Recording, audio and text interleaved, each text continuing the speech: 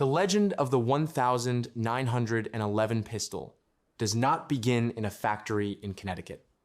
It begins in the blood-soaked mud of the Philippines, under the suffocating canopy of the Mindanao jungle. The year is 1899. The Spanish-American War is technically over, but the United States has found itself in a new, far more brutal conflict, the Philippine-American War. Specifically, American troops are facing the Moro Rebellion, a fierce uprising by Islamic warriors in the southern islands. For the American soldier on patrol, the jungle was a place of terror. But the greatest fear was not the heat or the disease.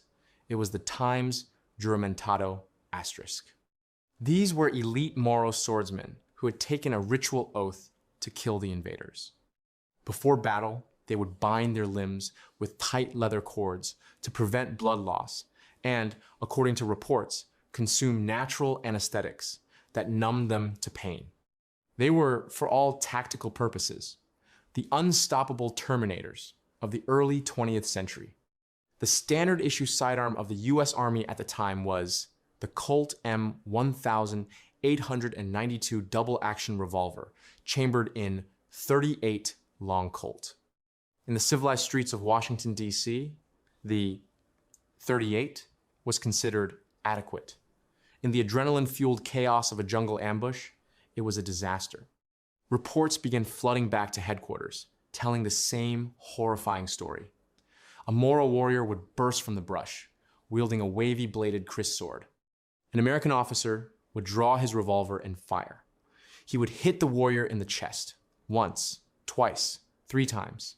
The bullet would pass clean through, but the fanatic would not stop.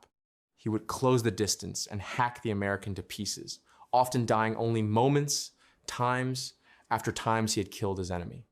One famous account from 1905 by Colonel Louis Lagarde detailed a prisoner trying to escape. The prisoner was shot 4 times at close range with a .38. He didn't even fall down. The American troops were forced to subdue him by hitting him in the head with the butt of a rifle. The trust in the standard issue weapon evaporated overnight.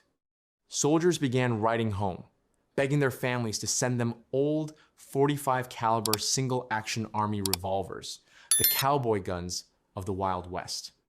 They knew they needed a heavy slug that didn't just wound a man, but knocked him down. They needed stopping power.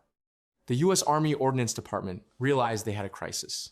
They needed a new handgun, and it had to be an automatic. But most importantly, it had to be big.